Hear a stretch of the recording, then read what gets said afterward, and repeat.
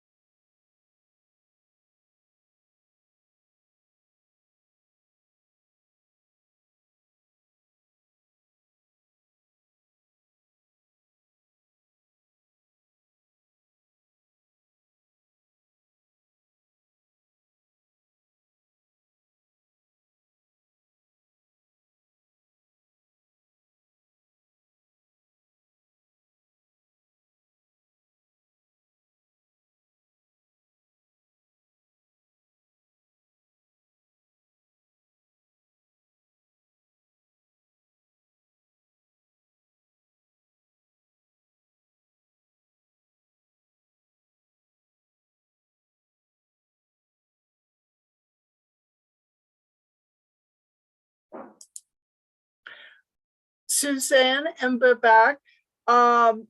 Dan and the rest of them are still working on getting on. It'll be just a moment. I've sent them some help. Okay, sounds good. Sounds good, thanks. I'll just turn.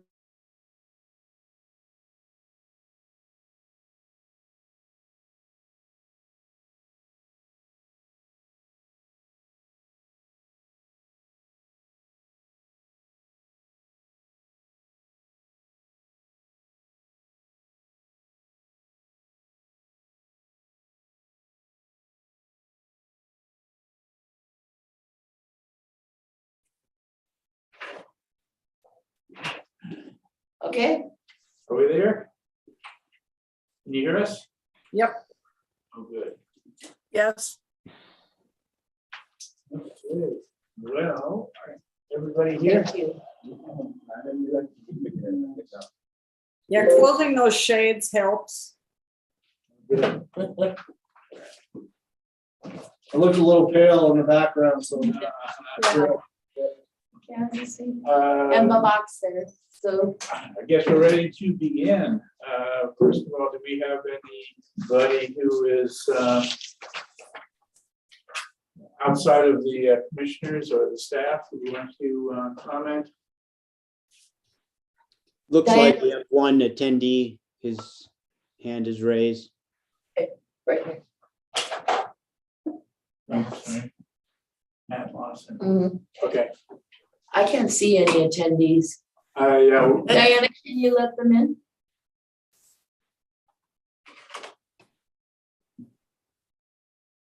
Yeah, there is an attendee listed. We can't see it here. Yes, this is Matt Larson. I can speak whenever you all are ready. Okay, well, we're going to call the police commission meeting to order here for May the 10th of 2022. And our first order of business here would be any public statements. We don't have any hearings scheduled, so we will take public comments if there are public comments. Just a heads up that if the comment is a new complaint, that we need to get the complaint filed to the complaint system. If it is with regard to an old complaint that's already been reviewed by the police commission, then we hold a separate hearing for that. But if you just have a statement that you would like to make, we'll give you 5 minutes to do so. Mr. Dan, Larson. before you open it up, it looks like there's another attendee, someone just a single name, Jenny. I don't know if I assume it's a Yes, woman. we do. At this time, she doesn't have a comment, but if she raises her hand, I will also allow her in as you are ready for her. Okay, Mr. Larson, do you have a comment? Yes, this is Matt Larson. I reside at 828 Ronald Avenue. My comment regards two complaints. One was a video policy complaint and complaints against Jay Gilhouse, whom responded to two pedestrian versus vehicle accidents where I was the victim, the pedestrian. Both times he didn't turn on his body camera. Both times I'm pretty sure he never asked anyone any sober driving questions or impaired driving questions. I'm going through speech therapy and physical therapy regarding both of these accidents. To this day, like, my life is a series of medical appointments. I wake up with migraines and headaches every day. And the three complaints that I had against Officer Gilhouse were three separate events. Somehow Captain Odlin basically rolled those into two complaints. So I'm confused as to how that happened. There was a mental health crisis response that Officer Gilhouse was involved in with two or three other officers, where I believe none of them had their body cameras on. I haven't requested that footage, but I know for a fact Jay Gilhouse had no body camera on. And it's a continued problem that I notice with MPD, that they're not activating their body cameras, or it's not known to the participants that the body camera is on if they're wearing them at all. This is a problem. And I think it's a big problem when we talk about enforcement of traffic violations and pedestrian or bicyclist versus car collisions, such as the one on 3rd Street and Orange that resulted in the bicyclist dying and 0 tickets being issued. Total, out of the 2 pedestrian versus car accidents that I've been involved in, one where I was hit in the crosswalk, crossing with the light in broad daylight at Higgins and Main, that resulted in an $85 bond forfeiture for a failure to yield. The driver was never even taken out of the car. And again, Jay Gillhouse interviewed that driver coincidentally, and there's no footage. And the second one, I was hit in the head by an open car door as the vehicle owner drove the car up the alley behind Butterfly Herbs as I was seated on a curb. His passenger side door was open. There was no ticket issued for that. It took 25 minutes to get a response from MPD. And again, no body camera from Jay Gillhouse. I'm going through a complete denial from the insurance because of the lack of documentation on this. And it's a life-changing moment that I will never forget. And I'm forever triggered as I see MPD officers and especially as I see people dying with 0 tickets issued in pedestrian or bicyclist versus vehicle collisions. I'd also like to talk about my friend Jesse Sankey, who observed an MPD stop, and I've made an active complaint. But I'm reaching a lot of blockades when it comes to getting officers' names who responded to this call. But it basically resulted in my friend being charged with obstruction of justice, failure to identify, and one other crime that he's currently fighting. But in the end, the main thing that resulted in was him peacefully observing a stop, being harassed by MPD, his arm being broken, and him being held in Missoula County Detention Facility for 19 hours without medical attention. This is a big deal too. And I know this overlaps beyond just your scope of your oversight as the Missoula Police Commission, but these are big deals. Thank you for allowing me to speak. So if there are any of the complaints that you mentioned that you have not gone through the process of filing the complaint formally, I would encourage. Yes, I've filed the complaint formally. What I'm reaching is I'm trying to do a parallel post complaint at the Department of Justice at the state of Montana, which is totally within the scope of what is allowed by me as a citizen to do. Unfortunately, the city and the county are collaborating and not giving me enough information so that I may make that post complaint. I have filed the complaint for Jesse Sankey, as well as my video complaints against Jay Gillhouse. And I would like to continue and do what is legally allowed for me to do and make these complaints directly to Montana Department of Justice Post. And I need all officers that responded to and touched Jesse Sankey so that I can start that process. And I'm not getting that information from either MPD or the county attorney's office, whom the county attorney's office says this is totally handled by MPD. I've requested through CCJI the call at the county and the city and the radio traffic, which I'm also being denied access to, which is open information. It's broadcast openly over the unencrypted channels on the radio.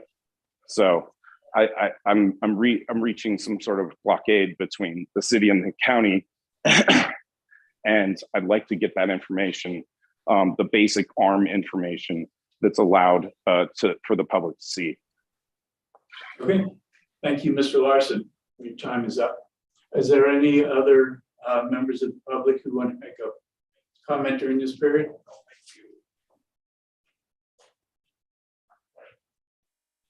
Hearing none, we'll move into the rest of the meeting. At this point, Yeah, looks like Dan, someone. I'm sorry. I am trying to let Jenny in. And I'm having a little trouble promoting her to a panelist, but I will allow her to talk. Looks like she's on there now. There we go. Identify yourself, please. Sorry, my name is Jennifer Loren Nielsen, Arthur Avenue. I was just listening in because before I moved back home, I was part of the Citizens Police Academy. So I was just trying to listen in and say hi and get to know what you guys are doing. And thank you for letting me attend from the audience. All right. Thank you for attending. And I'm in a parked car. Could you repeat your last name for me, please? Nielsen, Nielsen. Jenny. Yes, ma'am. Thank you. All right, so next order of business is approval of the minutes from the February 8th meeting. Do I have a motion to approve the minutes? So moved. A second? Second, All in favor, say aye. Aye. Any opposed? Okay, minutes are approved as written. Comments from police staff? Yeah, just a few items here. Lieutenant Matt Kaczynski, Assistant Chief Hoffman couldn't be here today. So I'll just go over a couple notes that he had for this part of the meeting. In relation to our hiring, we have 3 new hires currently at Montana Law Enforcement Academy in Helena. We also hired 2 post-certified laterals this quarter. We had 4 graduates from the academy come back successful, and they are currently in our field training officer program up until July. Last week, all 3 of the commissioners were involved in our most recent entry-level lateral and reserve officer interview process. So we finished those up, and now once approved, we're moving into the background phase of this hiring pool. As far as personnel updates, we had a police specialist resign from her position, and Ali Stepper.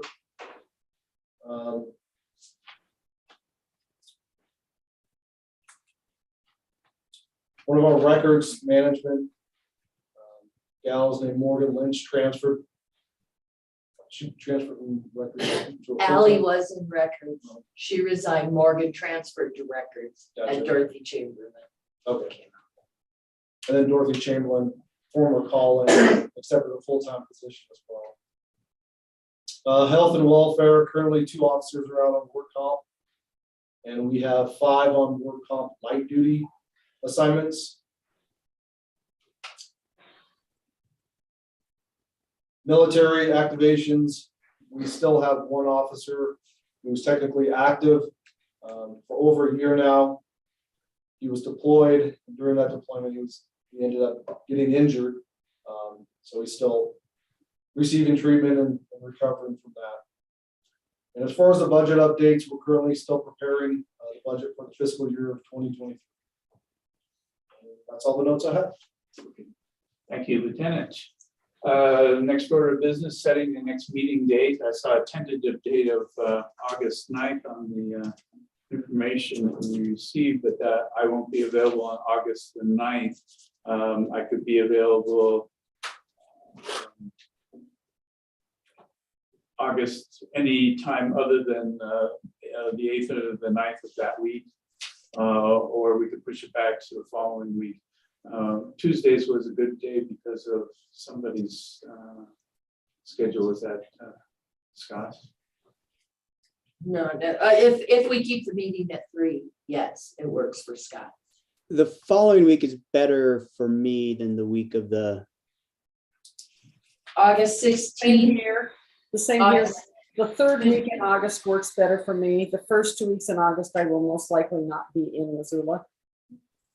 You want to go tentatively the 16th at 3 o'clock?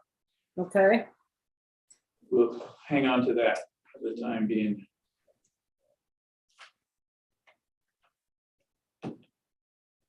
Anything else for the public portion of the meeting? Not for me. Okay, I think we will stand adjourned as for the public portion. We will move into the non-public portion. So we will see you all on the other next Zoom call or meeting call, Teams, Teams call. Okay, Thank you. thanks. thanks. Thank you.